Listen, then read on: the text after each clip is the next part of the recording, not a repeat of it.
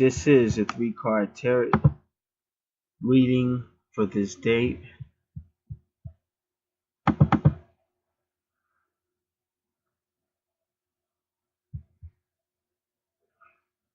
Wait a minute, I don't even, did I do dailyhoroscope.com? I don't know. Let's check that out first.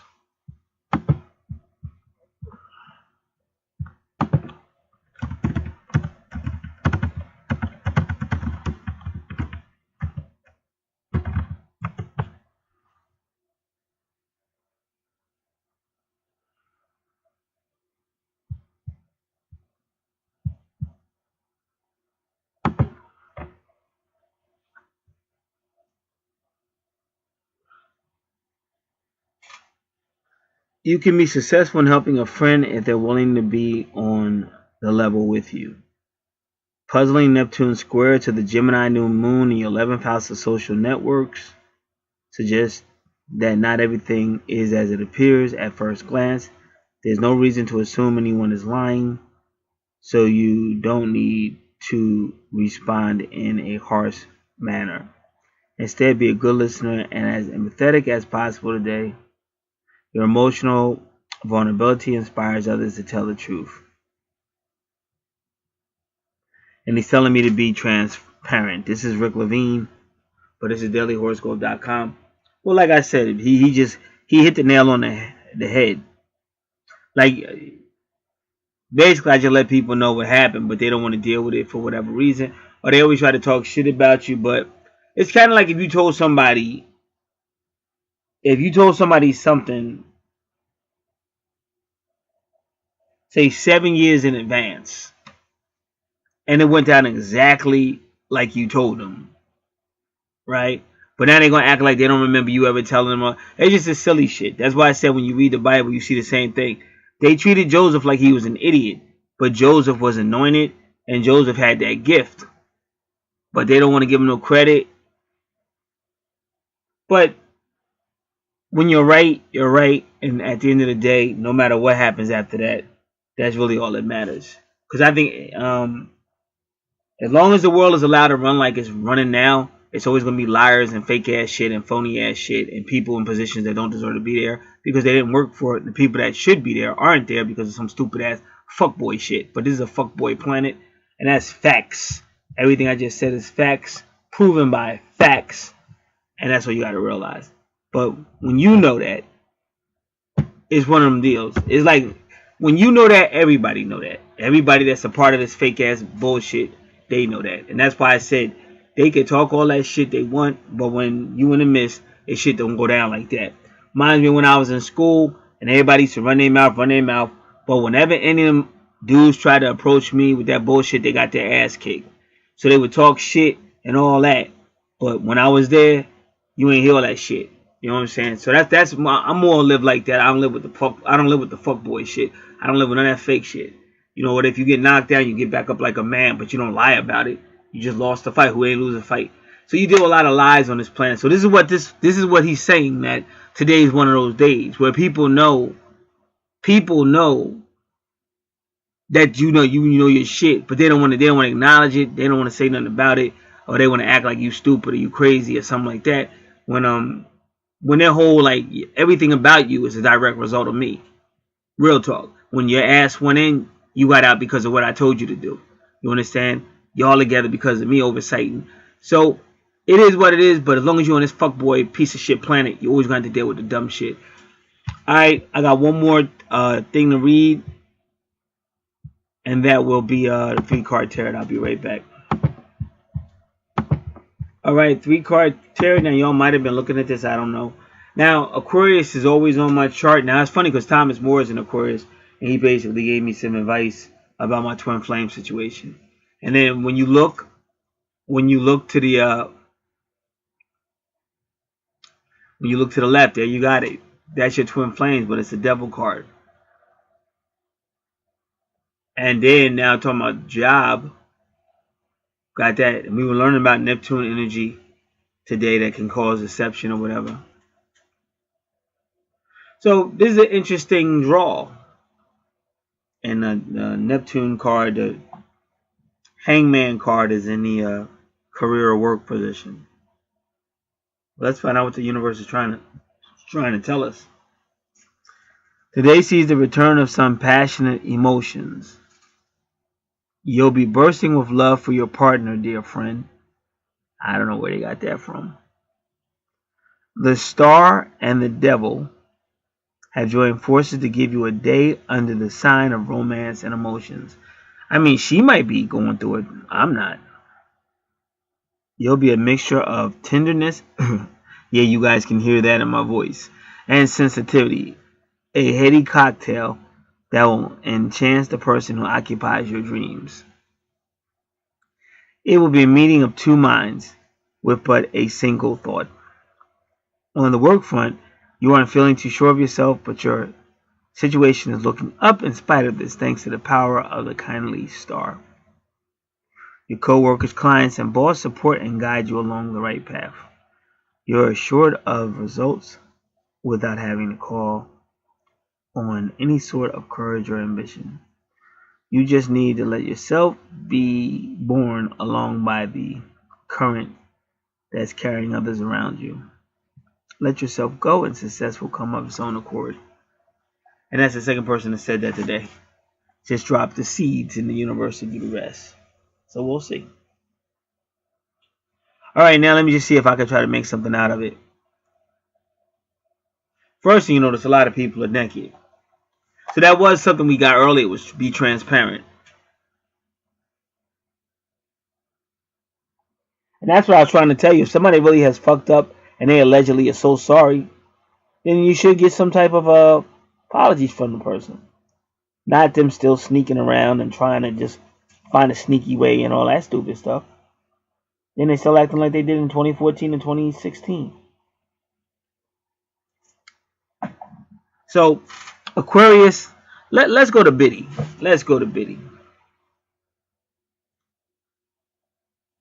In fact, yeah, I'm going to make this its own video. So what I'm going to do is put this on pause. In fact, do I even want to put out that other video? Probably not. We'll just put out this one. I'm going to put this on pause. Alright, so like I said, whenever you get a reading like this, and y'all should be looking at the same card that I am, the 3-card tarot is usually relatively accurate. The 3-card tarot is relatively accurate. The 3-card tarot is relatively accurate, and the 6-card tarot is accurate as well. Now, you're probably never going to see the one I did before this, because anybody that ever watched me do a reading, 3-card tarot, I usually do last. But I feel like it wasn't really nothing going on with the other information, so I'm not probably going to put that out, but I'm going to put this one out. So what I'm doing now is going to Biddy, and we're gonna do the star card, which is again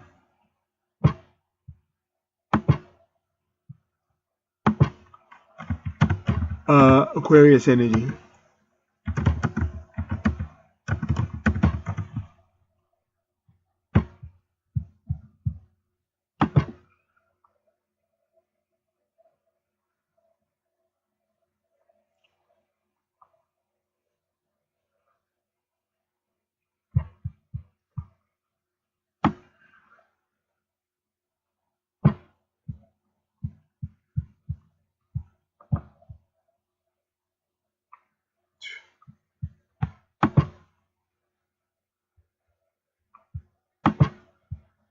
It's funny,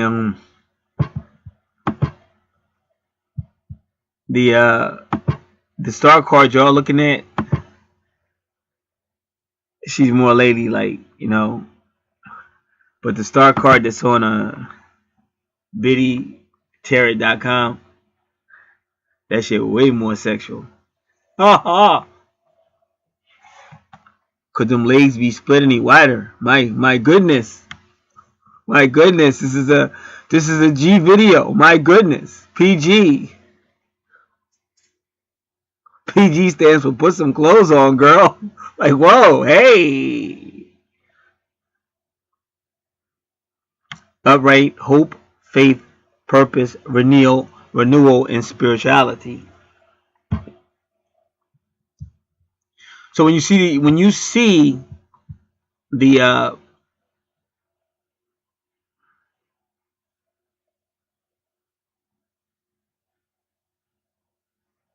when you see the stars trying to give you like a new outlook, renewal, but it's going into like somewhat of the devil card, kind of like almost a dismal situation.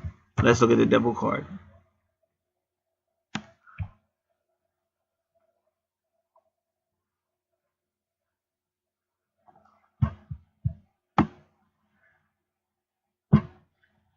Shadow self, attachment, addiction, restriction, sexuality.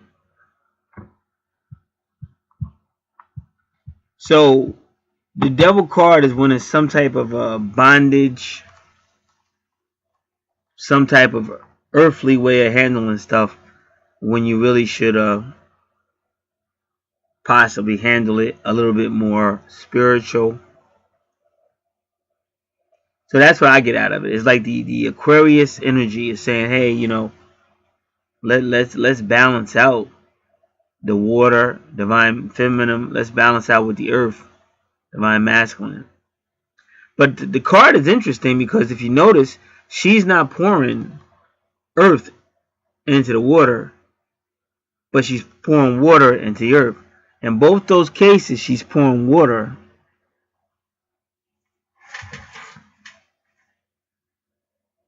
Almost implying that you need more water or more feminine emotions. Because I don't even know why you would pour water into water. So let's just see. Maybe Biddy will have some answers on that one. Yo, Biddy. What up, girl? You got your clothes on, don't you, honey? Let's hope so.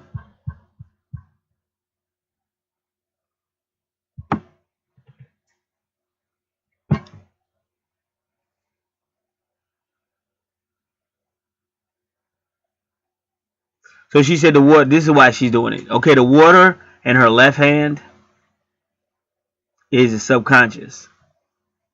The water in her right hand is the conscious.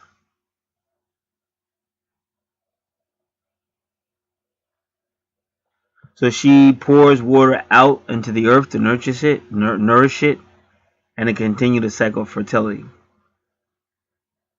Then she pours the other container into the water.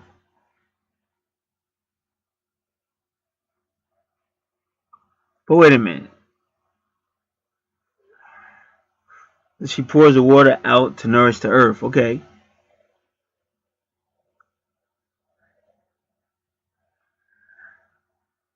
So about the other container pours the water onto dry land and 5 nivots, representing the 5 senses. But wait a minute, you just said the earth, now you're saying the dry land. See, that type of terminology is in the Bible.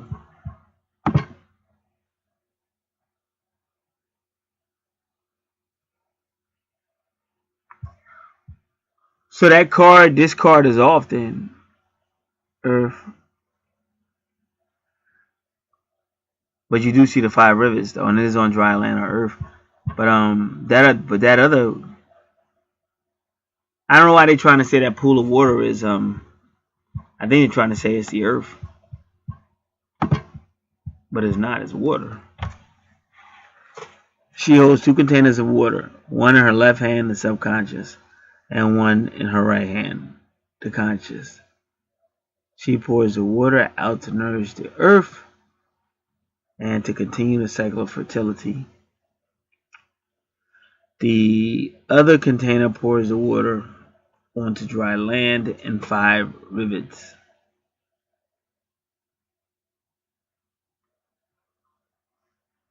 Representing the 5 senses.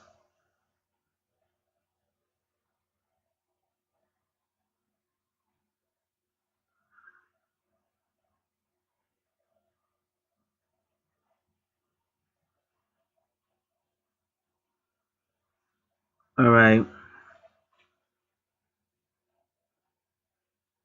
So anyway, the 5 rivets on the earth is the 5 senses. So let's look at it again. It's a little confusing, to be honest with y'all.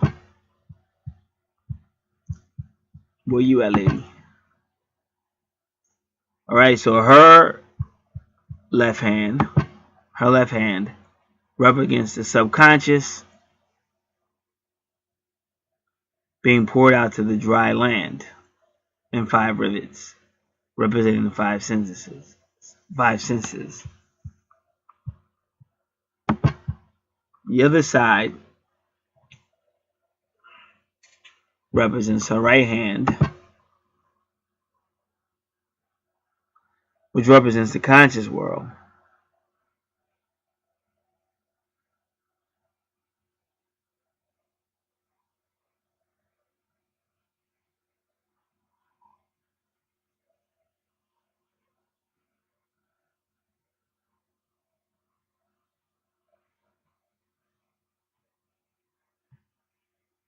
Alright. The woman has 1 foot on the ground. They done said the earth. They done said the dry land. And now they said the ground. And all these terms in the Bible, just so y'all know this. The woman has 1 foot on the ground, representing her practical abilities and good common sense. And the other foot in the water, representing her intuition and inner resources and listening to her inner voice. She is naked, representing her vulnerability and purity under the vastness of the starry night sky. Behind her shines 1 large star, representing her core essence, and 7 similar stars representing the chakra. And it's funny because I just had a dream about Thomas More where that green popped up, and that is the heart chakra. Because whenever I have a dream about Thomas More, she'll do that green chakra, color green. And now, as a color was always following my twin flame back in 2014 and 2016.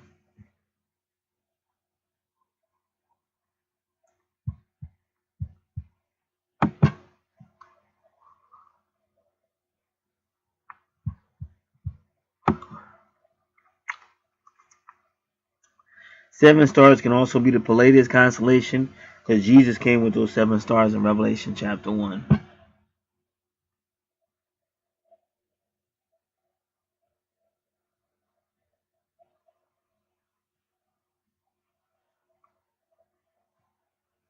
Alright.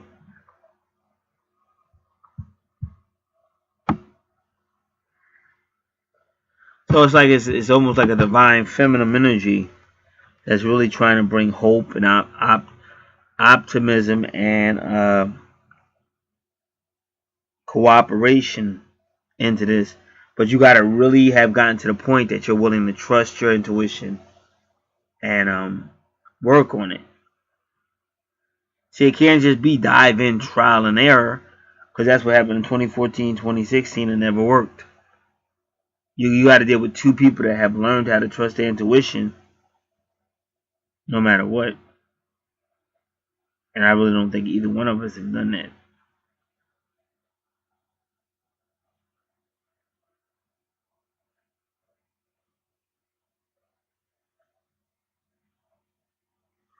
Alright. So that's what I get from that one. So the mood of the day is attempts to balance out these 2 energies, trying to get them to trust more in their intuition than on just on their feelings. But unfortunately, with the devil card, you're at your lower vibrations when it comes to this. You're not willing to give the star a chance.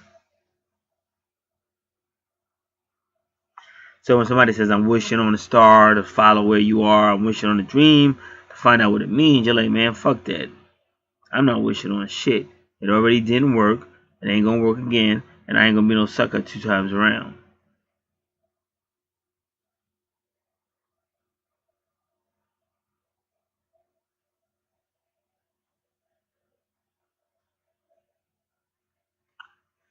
Alright. So that's the mood of the day. Now the nakedness.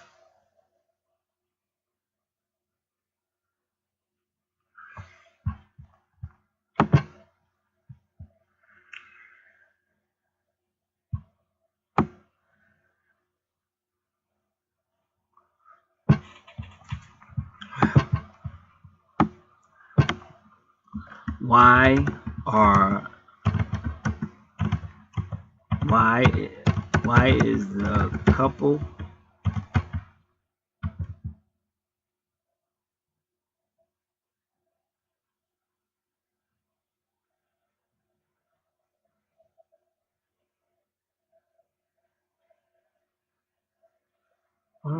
why is the couple on the devil card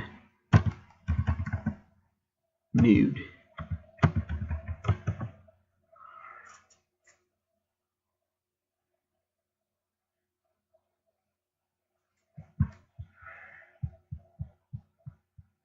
Alright, so the wrong stuff is coming up for this.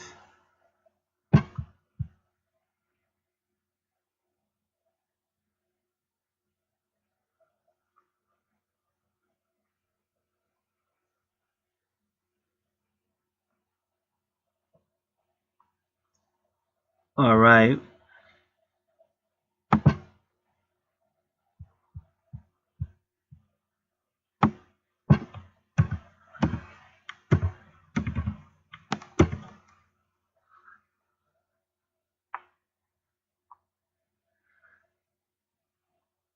Oh, no wonder. I spelled card wrong.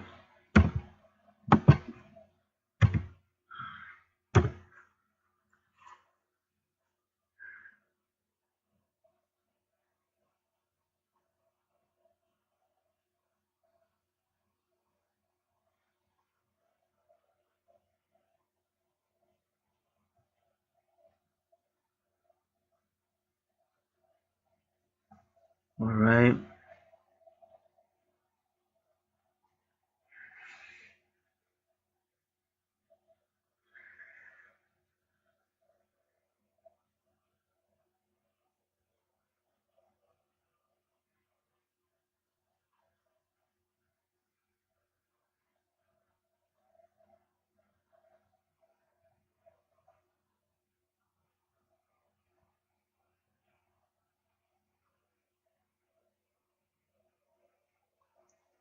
Alright.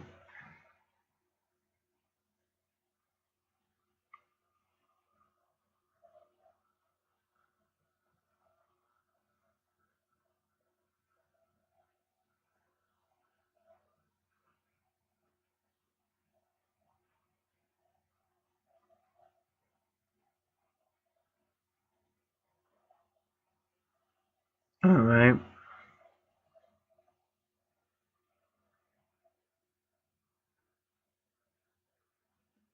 So right now it looks like the nudity is alluring to some form of transparency.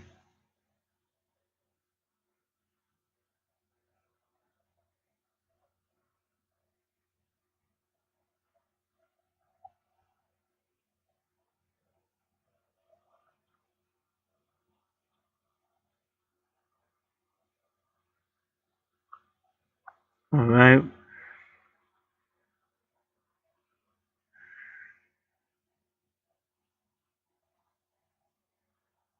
So even though they're naked, they're still engaging in, well, any type of act that keeps you bound.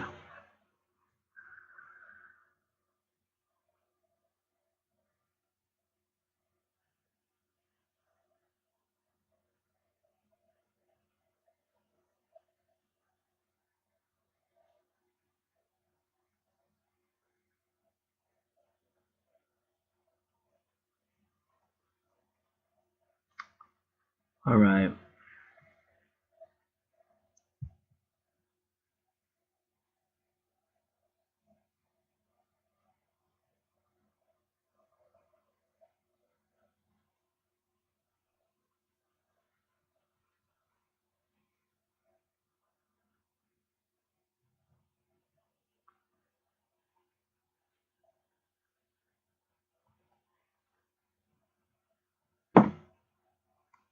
Alright.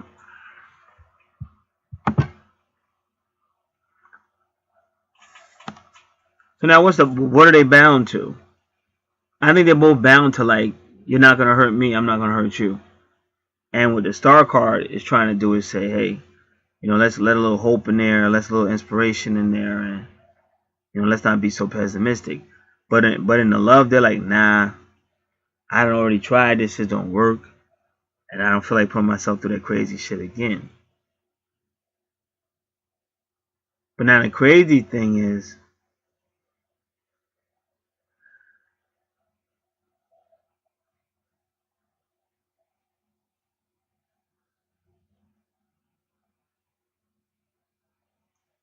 all right,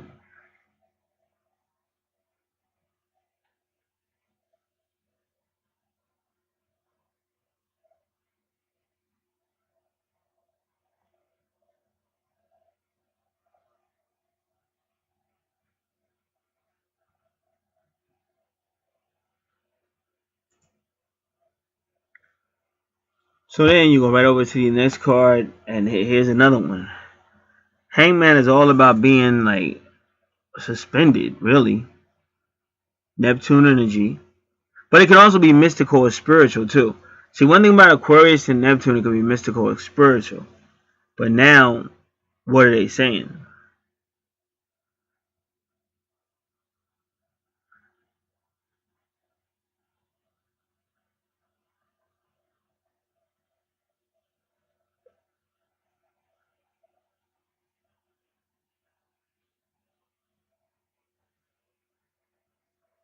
All right. So let's do Biddy again. Hangman.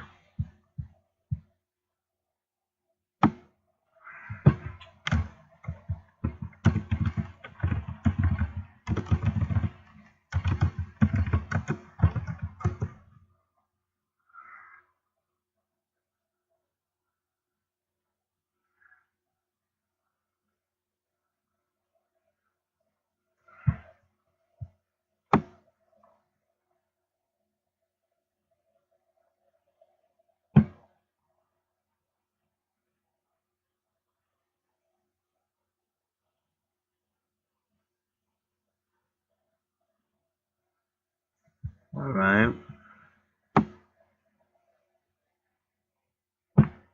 Pause, surrender, letting go, new perspectives.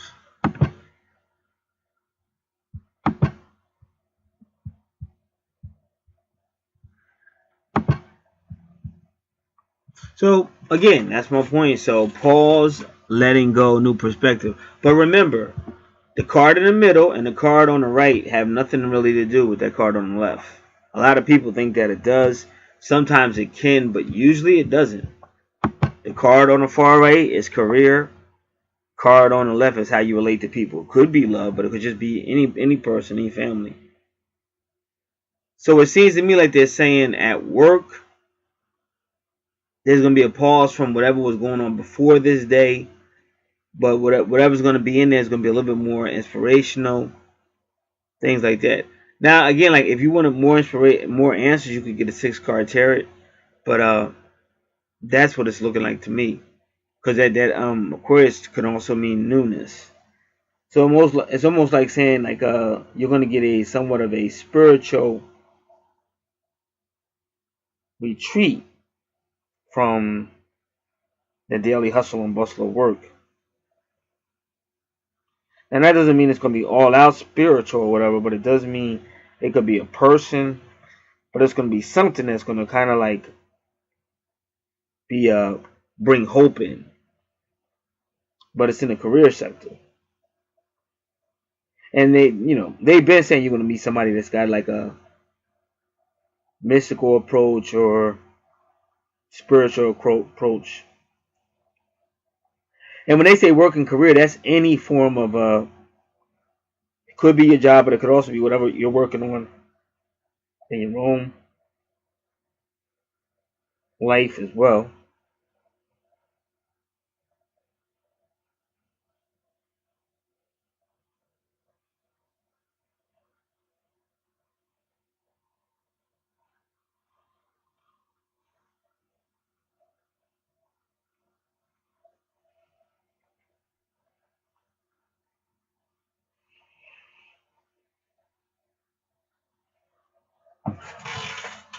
So that's how I'm going with it. they're saying basically we're trying to send hope into your relationship stuff, but y'all are both kind of stuck on fears. So it's nothing's really going to change in that realm. But in your work zone, there will be some type of suspension, some type of pause. But at least in your work realm, we can actually get inspiration in or stuff like that. Cause like I said, a lot of weird shit happened. I don't know if y'all are aware of it, but a guy I haven't seen in years, really decades. But when I was a teenager, he formed a band with me. And if you ever watch John Belushi and Dan Aykroyd, Blues Brothers, that was all about the band. If you at the end of it, because you love the band is like your marriage. You just love the freaking band. So how John Belushi was acting, that's how a lot of people feel about bands. If you ever study the history of like the Who, Pete Townsend and Roger Daltrey, Pete trying his best to tell Roger you ain't nothing but a singer and all that, and Roger Daltrey beating the shit out of Pete Townsend on a regular. And even I saw them recently, and these are two old men, and they still. Now keep in mind, John Entwistle, the bass player, has deceased. Keith Moon, the most craziest drummer of all time, deceased. But yet, Pete Townsend still can't get along with Roger Daltrey. I just seen him on YouTube recently, two old men. And when Roger Daltrey was talking, he said, I'm just a singer, but I try to sing Pete's music correctly. And then Pete kind of tried to hug him in a patronizing way and say, you're a band, you're the member of the band. So they still ain't squashed that. But that's how bands are, dude. I'm trying to tell you. And same thing with Eddie Van Halen and David Lee Roth and then Sammy Hagar. Like it gets really temperamental. But difference between me, I would never betray an original band member, ever. Especially if we made all this money and made all this, how can you be mad at these guys? You made all this money, and you guys still can't get along. But it's really temperamental. A lot of people just think it's a band, but it's just like any other artist. Like it's art. Like I just watched the Jump video, which I never watched the entire video for Jump. I just watched it yesterday because I was listening to some Van Halen, and they really put a lot into it. If you look at the video, it's kind of goofy. Plus Eddie's smiling, like they're really smiling for some reason. Like they're not trying to give you. I guess because they knew they would make more money that way, but they didn't give you like a hard rock look. They gave you like a poppy, but that was like a poppy song. But they really went out of their way to make you smile and like, yo, jump, have fun and shit. And then that was around the same time, believe it or not, that Eddie Van Halen played with Michael Jackson on Beat It. So if you listen to Jump and you listen to Beat It, you can kind of tell that's the same guitar player, Eddie Van Halen, one of the greatest that ever did it. So what I'm trying to tell you is, to anybody that's listening, I was trying to tell you about a female at my job, and they had been telling me about her. So I kind of knew it was coming. So it happened Saturday. Now at the exact moment it happened, the guy that in the band that I haven't seen in decades, he shows up. Now I'm on one side at one cash register. He's on the other side with her, and he sees me and starts yelling, "Oh, Gary. Oh," and he's looking at her like, "We used to be in a band together. He used to play the bass," and he's just going off, which was kind of fun. For me, it was fun. But a lot of people, I know one time I saw his sister at a bar. And I just got finished talking to him on the phone a little bit. And I wanted to bring the band back together, even though we're a bunch of old guys and stuff. So she thought I was drunk, but I really wanted to bring the band back together. So I kept saying, "Where's Chucky?" Because I want to bring the band back together. But she thought I was just drunk. So she just walked away, just stopped talking to me and shit. But that's a female. So I was pissed off. I was like, yeah, if I see her little ass again. Because to me, she is a little kid. She's like 3 years younger than us. If I see her little ass again, I'm going to tell her ass off. So to see him act the same way I did, like, yo, because the band, like, was the shit. Believe me, I don't give a fuck what y'all talking about. The band was the shit. You gotta understand, you're like, we were trendsetters. We had everybody. And we were just little kids from a little township. And we walked all the way to the inner city. We stole a shopping cart from some shopping center. And we put, because like, let me tell you the difference. When you're a white guy, and you tell your mother, "Oh, Mom, I want to start a band, but we have equipment, but we can't get it to the rehearsal." "Oh, don't worry, baby. We'll get there. Don't worry. I'm right here, baby. Don't worry. Just put it in my car. Don't worry. I want to support you. Don't worry. I'm your mother." Shit, you say that shit to a black woman, she'd be like, "Get there any way you can." Like, I remember when I was with C-Mac, and we seen that one time. because somebody needed some help and it was a white person, and that mother went out her way to help that white boy. Me and C-Mac was laughing. Said, our mother never would have did that shit. Our mother would have said, get to any way you can. I ain't helping you. Said, oh shit, we was laughing and shit. So me and him, we stole a shopping cart from the shopping plaza, and we put all our musical equipment in that shopping cart and pushed it all the way down into the city, into Asbury Park, New Jersey, and we pushed it to Ricky's house, the drummer's house. So like I said, you always had those memories, but you also had the bad memories when you feel like they kind of sold you out. So you kind of want to fuck with him. And at the time he showed up, that female was acting like stupid. Because first off, I was just doing what I normally do, which is work. I'm just a really good worker, and some females take it the wrong way. But if you saw me on video camera, that's how I work. I'm on top of everything when I'm in there, and they know that. They let me do it. Like my bosses and everything, they already know. Oh no, he's here. He's gonna start straightening. He's gonna straighten up everything. He's gonna put everything back in place. He's gonna be outside. But that's the way I was trained. I was trained that way when I was a teenager. So I still am that way. I don't ascribe to this bullshit in the generation y'all are in. It's just like trashy, to be quite frank. And I'm sorry y'all are mad, but it's just no concern. All you worrying about is yourself. Just trashy, trashy, trashy. And then you wonder why your relationships are fucked up. And then you're mad at me for telling you the truth when you don't get mad at yourself for doing the trashy shit. That makes me laugh. So that's what I'm trying to tell you. So she's been on the radar, that female. Now something else I got to tell you. Something else is kind of strange.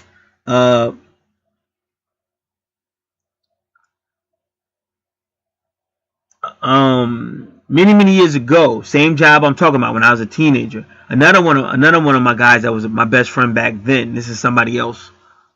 We were working with this female, and she speaks the same language as this female I work with now. But she was real stuck up. She thought she was better than everybody because she was unbelievably beautiful. But she wouldn't talk to us. She thought she was better than everybody and shit like that. So one time I was already in the cooler because, like I said, it was a fast food restaurant. So I was working in the cooler or whatever. So I think she was standing by the cooler, and my friend, another friend of mine, not the guy that was in the band with, he had his own band. I'll tell you all that. He had his own band, and I had my own band. But anyway, he pushed that girl. We were all teenagers, though. We were all like 15, shit like that, whatever we were. But maybe 16, whatever. How the youngest you got to be in a fast food restaurant. But he pushed her in the cooler, and I was already in there.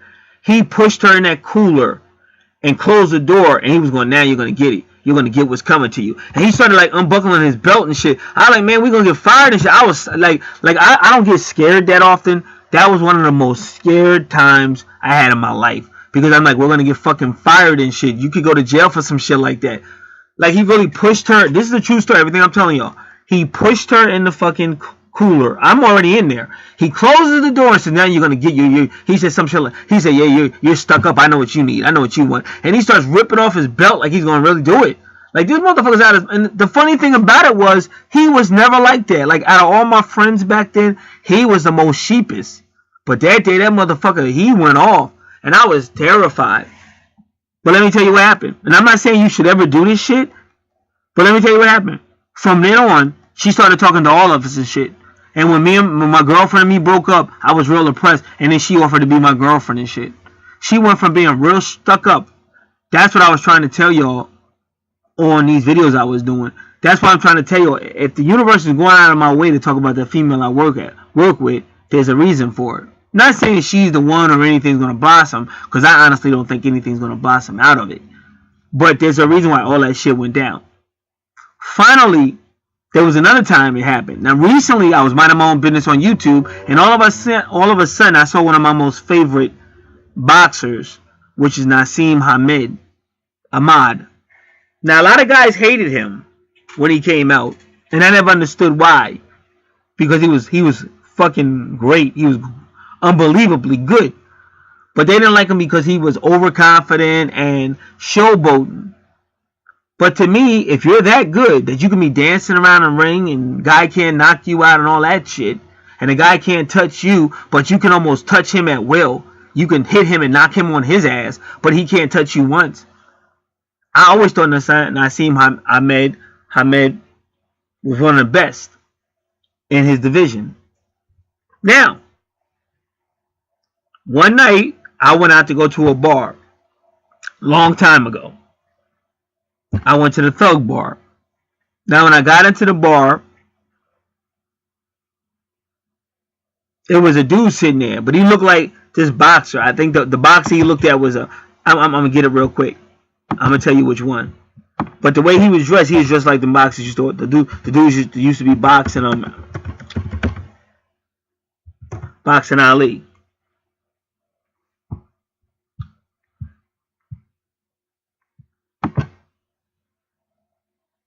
I'm trying to say if I say I'm in a suit.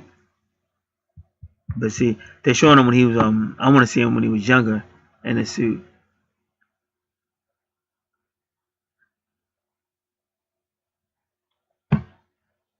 They just got a lot of old pictures of him. I was hoping to get one when he was still. So, but he looked like to me two dudes that was always wearing suits back in the day, and I think one was Ernie Shavers and one is Ken Norton. But that's the way he was dressed. And like I said, I always like contact sports and shit. So I just sat down next to him. I was like, yo, you box? He's like, yeah. So y'all gotta understand, usually dudes don't really know how to take me. Cause I don't look like the average thug. You know what I'm saying? I look like a nerd and shit. So a lot of dudes, you know, sometimes they just don't know who you are. They be like, especially nowadays, because everybody got secrets and shit, and you don't want nobody around you when you drinking, because you don't know who this nigga is. So you don't just want somebody to sit with you. But I just felt like I needed to. I felt like I needed to sit next to this dude. So I sat down, whatever. I said, yo, you box? He said, yeah. I said, you could tell, because he looked just like he looked just like an Ernie Savers or a Ken Norton. So we talked for a little bit. We got on the subject about boxing, but he went to a church around here. But it was kind of cool because he was the first dude that I ever met that was cool. Like a lot of people around here just be funny. You know what I'm saying? Like when you check them, then they act right. But if you don't check them, they always gonna try to like play you out. You know what I'm saying? It's just that way. The environment I seen right here. Let me just tell you the truth. Like me, I'm always coming up with ideas and shit. But around here, if I come up with ideas, if I want them to go, I got to do it myself. Because these motherfuckers going to act like I don't know what I'm talking about. But when New York dudes come through, when I talk, they listen. Like any New York dude that ever came through, listen. And I had one New York dude that stayed with me the whole night. Because that was in my days when I was doing me. And he just started hanging out with me and shit. And he looked out for me the whole night. Because we went to one location. He was like, yo, it ain't safe in here. He said, them two dudes over there, they keep staring at you. I like, fuck him. And he was like, yo, I'm getting ready to go to this other place. I said, go ahead, man. He said, man, I'm not leaving you here. I just told you them two dudes is looking at you. And I said, I just told you, fuck him. But he wouldn't leave. And I didn't even know this dude. I met that dude that same night. So that's why I be saying, I talk that real shit, this punk ass, fake ass shit with lying ass people and fake ass relationships. You act like you care about this motherfucker, but how you gonna look the motherfucker in the face and say you love him, but you cheating on him? Punk ass, coward ass motherfuckers. I don't got no time for this stupid ass shit. Been here a long ass time and I'm sick of it because it constantly goes on and on to kill yourself. The funny thing about that is you try to kill yourself and you cripple or something, but you're still alive and shit. Look, I've been here long enough to tell you this shit. But I'm not suicidal anyway, just telling you. Now let me finish this whole thing up. So this is all about a female. So it was a female that came and sat down with us that night. Now first, I asked that boxer about Nassim Hamed, and he said he ain't like him either. So I said, why? And he was like, he just started saying, I don't like him, you know, but he didn't have a reason. So I said, oh yeah, I understand you don't like him. I said, but I hear everybody say they don't like him. And he said, well, he run from people. I said, but yeah, you're supposed to. Like, you're not just supposed to get in the ring and get hit. You're supposed to be, if your opponent can't hit you, that means you're doing your fucking job. You're hitting him, but he can't hit you. But that wasn't true either, because Nassim ain't run. You gotta watch him box. Like a lot of people hated him because he brought that WWE environment into like flipping in the ring and all that shit. So they saw him doing all that showboating shit, and they didn't like him. They thought he didn't respect the sport, and he didn't respect other boxers. No, he was just better than them. He respected the boxers. He respected the sport. That dude was just so fucking good, dude. And nobody could see it. Like, they really, I mean, boxers hated that dude. Like, a lot of dudes, I mean, I had relatives that hated him. Almost anybody that was in boxing back then did not like Nassim Hamed. I like that dude as soon as I seen him. His confidence was off the fucking chart. And I'm going to tell you all what match to watch, because that's the one that proved to the world he really could box his ass off. But I'll get back to that. So he just kept saying this stuff. And I just kept saying, yeah, you know, boom, boom, boom. So then he just looked at me. He said, you right. You right. That's how you know this dude was different. Because he like, you right. He told me I was right. But it wasn't that I wanted to be right. I just couldn't understand why they hated this dude. This dude was fucking, like I said, but the reason why God put this back in my consciousness, because I go through the same shit. I'm the best at what I do. Ain't nobody fucking with me. You know what I'm saying? But you got these wimpy ass people that scared to death. Cowards. And then they wonder why their life don't get no better. Because you running, you trying to do it your way. You got to do it astrology's way. If you come into the cards, that's astrology. If you come into anything, any form of trying to find out what's going on in your future, that's astrology. You can't just come and take what you want and leave the rest. That's how you get yourself bad karma.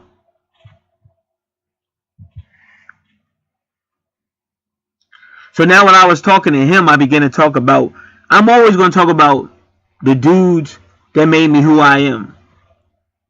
So the female that was sitting there with us, she's like, man, why are you talking about old shit? She said, you a grown ass man, you still talking about shit when you was a kid and all that. And then she went off, like, she just started going off to start trouble. Now, let me explain that. To some degree, that's kind of true. But she don't understand we were in the environment and talking about how we grew up and talking about fighting and talking about boxing. So of course we're gonna be, and that's one thing a lot of guys do talk about. Fist fight, shit like that. Even that dude in New York that hung out with me, when I first met him, was in another bar, and that's what we first talked about. I said when I went to school, it was real racist and shit, and I would have to fight these racists because they would always come up to you, call you a nigga. They always come up to you. I said they would keep pushing me. I would finally fight. I said I beat all of them, which is the truth. I didn't make none of that shit up. So that was one of the reasons why he liked me, because he knew I'm not no bitch. You know, he's like, this is a real nigga.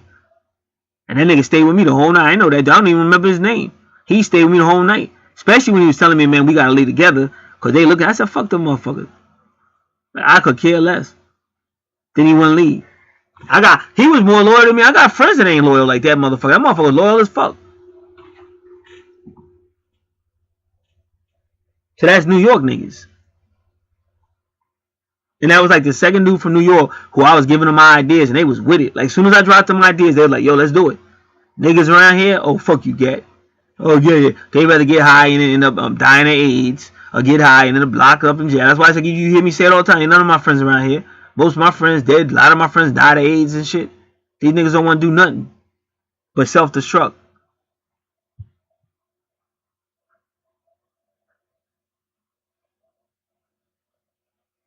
So when I seen her getting up scheming, I knew what she was going to do. She's going to go through the bar and try to find some niggas to approach me. Because keep in mind, I have no problem with nobody up in there. But then when she got up talking crazy, then she was walking around talking, because she was drunk too. She got up walking around and shit like that. So I seen what she was doing. And so the dude was watching me, the dude I was sitting with. And I was like, yo, I'm about to leave and shit. He was like, man, he was like, no, don't go. But I knew I had to, because I knew what she was doing. She was trying to find some niggas that like fight and shit.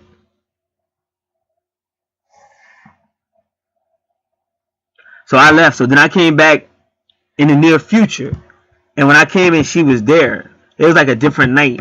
It might have been like maybe 2-3 weeks later. I don't remember when. So when I came in and sat down, she was sitting right there. So I was sitting there and she just kept staring at me. Because I didn't know, she may have remembered who I was.